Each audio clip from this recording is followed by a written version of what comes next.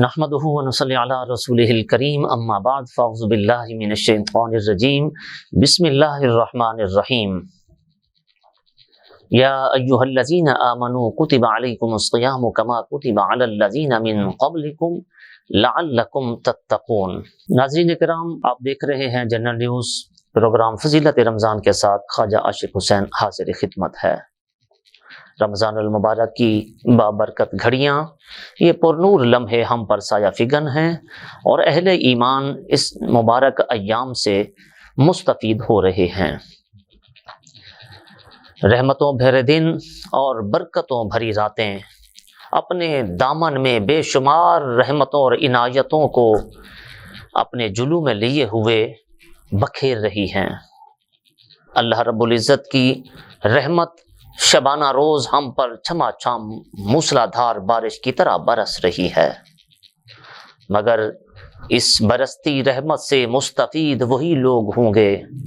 جن کے من کا برتن سیدھا ہوگا۔ اگر بارش برستی رہے اور برتن الٹا پڑا ہوا ہو تو اندر سے بھرنا تو دور کی بات ہے، وہ اندر سے تر بھی نہیں ہوگا۔ تو ایسے ہی ان ایام میں اللہ کی رحمت چھما چھم برستی ہے، مگر جن کے دل کا برتن سیدھا ہوتا ہے وہی اللہ کی رحمتوں سے جھولیاں بھرتے ہیں۔ اس لیے ضروری ہے کہ اس ماہ مبارک سے مستفید ہونے کے لیے، اس کی انوار و تجلیات کو اپنے قلب و باطن میں اتارنے کے لیے، تزکیہ نفس کے لیے، اپنی روحانیت کے حصول کے لیے، باطن کا تقوی حاصل کرنے کے لیے ضروری ہے کہ ہم ماہ رمضان المبارک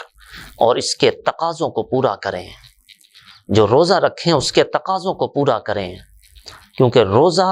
جس کے لفظی مطلب رکنے کے ہیں، اللہ رب العزت ارشاد فرماتا ہے الصوم لی وانا اجزی بہ، کہ روزہ میرے لیے ہے اور اس کی جزا میں ہی دوں گا۔ بعض روایتوں میں اس کو یوں بھی پڑھا ہے کہ الصوم لی وانا اجزا بہ، کہ روزہ میرے لیے ہے اور اس کی جزا میں خود ہوں۔ محدثین کرام نے اس کی شرح میں فرمایا ہے کہ یعنی روزہ رکھنے والا رب کی رضا کو پا لیتا ہے،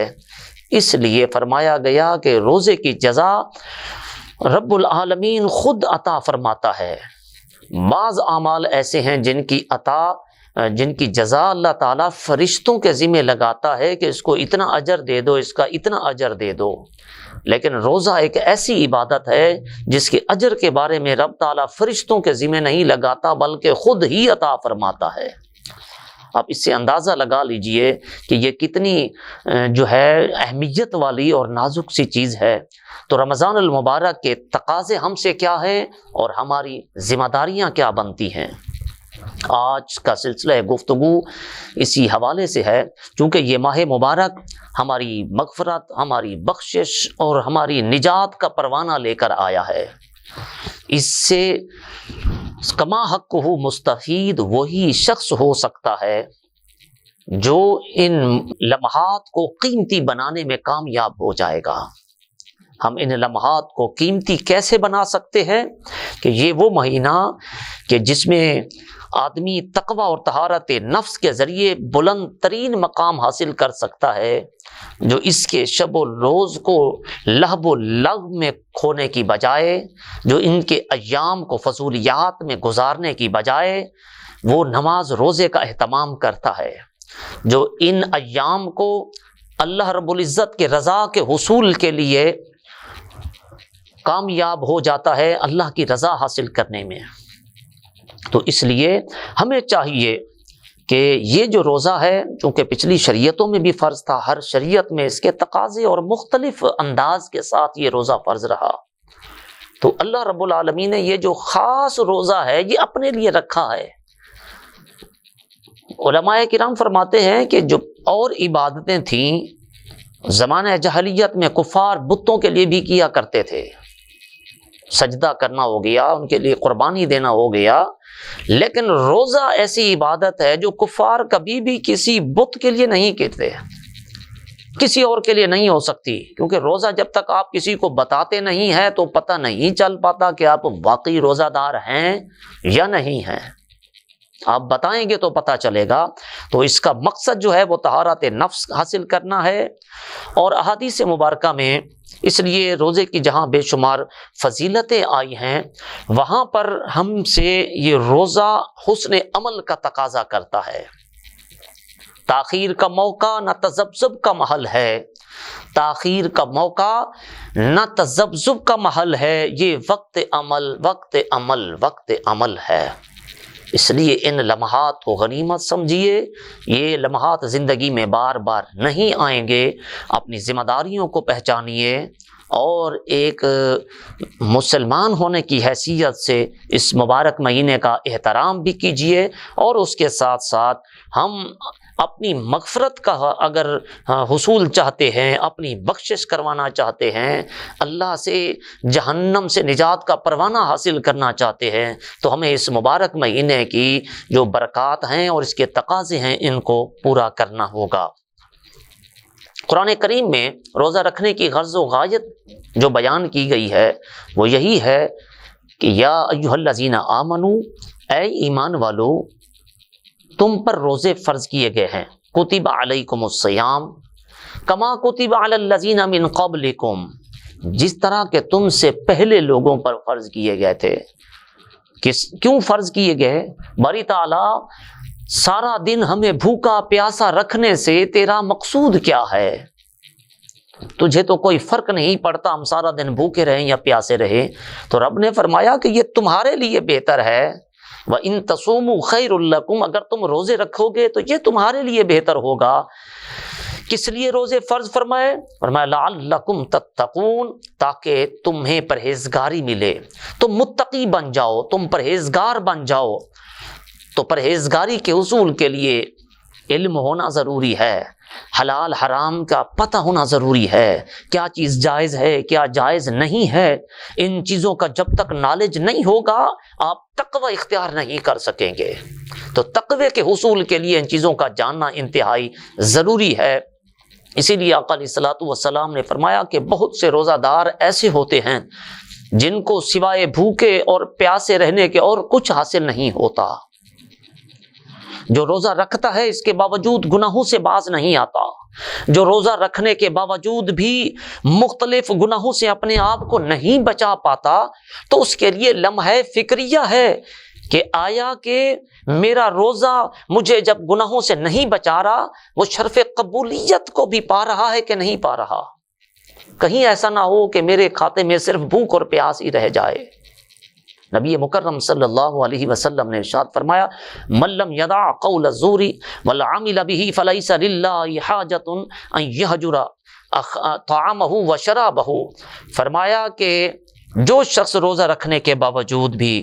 جھوٹ بولنا، بری بات کرنا اور اس پر عمل کرنا نہ چھوڑے، تو اس کے بھوکے پیاسے رہنے کی اللہ کو کوئی حاجت نہیں ہے۔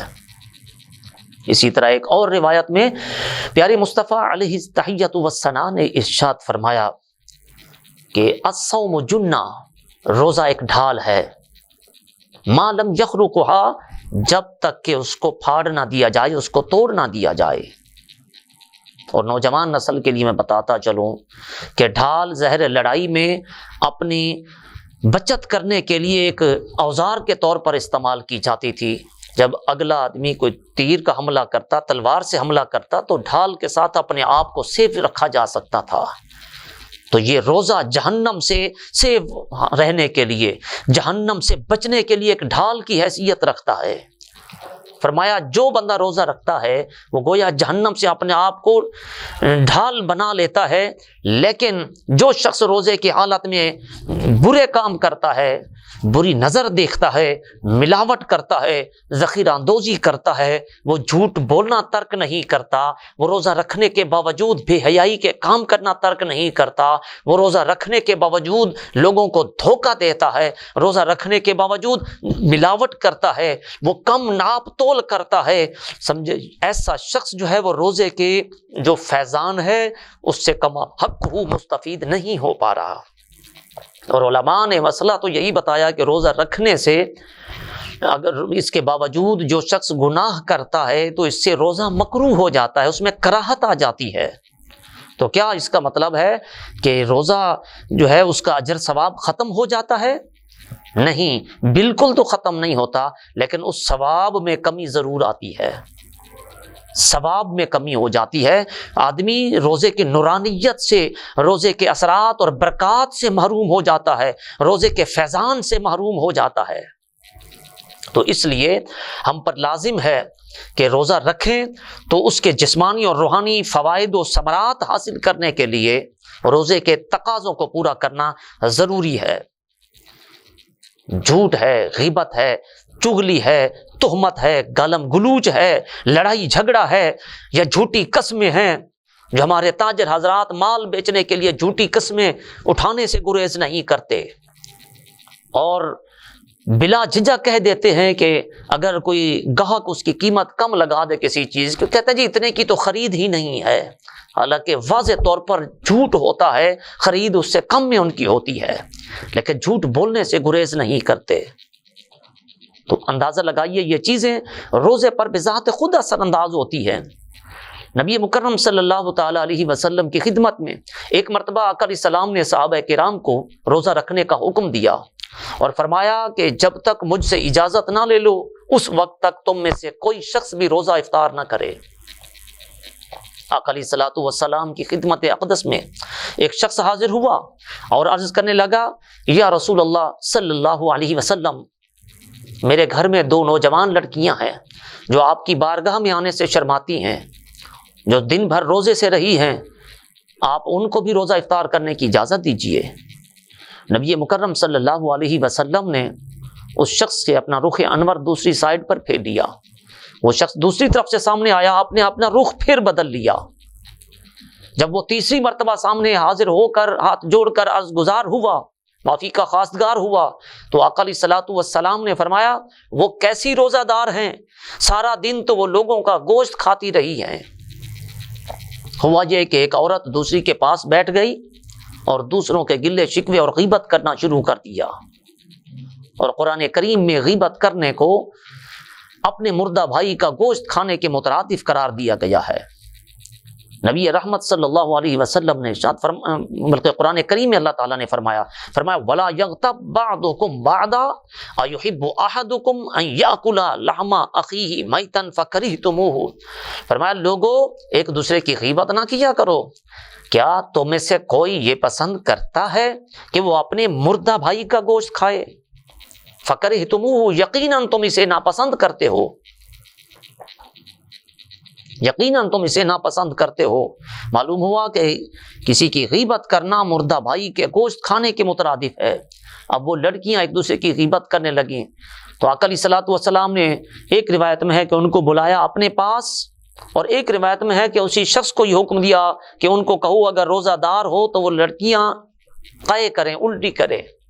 تو ایک پیالے میں ان دونوں لڑکیوں نے الٹی کی تو اس میں سے خون کے لوتھڑے اور چھچڑے نکلے، اور وہ آ کر حضور کی خدمت میں جب بتایا گیا، پیش کیا گیا، تو حضور نے فرمایا یہ اگر ان کے پیٹوں کے اندر رہتا تو جہنم کی آگ ان کو کھا جاتی، یہ نار جہنم کی مستحق بنتی۔ معلوم ہوا کہ غیبت کرنے کا براہ راست اثر جو ہے وہ روزے پر پڑتا ہے۔ کوئی بھی آپ گناہ کرتے ہیں تو اس کا اثر روزے پر بھی پڑتا ہے۔ یہ نہیں ہے کہ جناب آپ روزہ بھی رکھتے رہیں اور ساتھ ساتھ گناہوں کا سلسلہ بھی جاری رکھیں،